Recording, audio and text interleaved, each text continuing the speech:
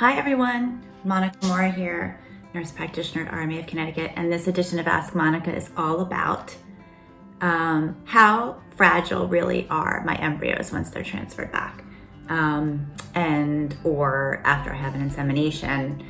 And I get a lot of questions about, people would call me and say, you know, I sneezed and I feel kind of something down there. Does this mean I sneezed my embryos out? Does this mean I coughed my embryos out? If someone, was sick to their stomach, does this mean I threw up and my embryos came out? And it sounds really funny, and sometimes we would laugh together, but sometimes it's nerve-wracking because you feel that you went through this whole cycle to do everything perfectly. Can one sneeze blow it, so to speak? And the short answer is no. These embryos, once they're transferred back in a blastocyst stage, or the cell stage at which an embryo implants, they kind of take their time. They swim around in the uterus for a few hours to a day. They find a comfortable spot, and then they will implant there.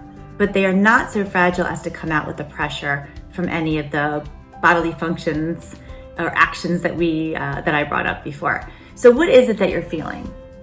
Sometimes it could be that when you have a vaginal medication, progesterone, or estrogen, or both, that a little bit of the delivery mechanism of it, which can be powdery-like or gel-like, can come out with the pressure of, let's say, a sneeze or cough, or if you're sick to your stomach.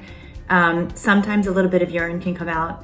Yes, this is true and not meant to be shameful in any way.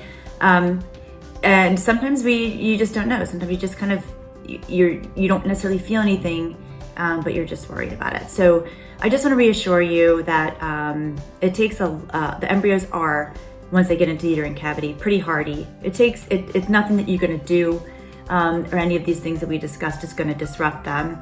And also, if you feel something down below, like a little bit of a discharge, or you see something, let's say on your underwear or panty liner, it is most likely one of the medications that we gave you, and a little bit of the delivery system of the medication that came out, and not the medication itself. So, hope this is helpful.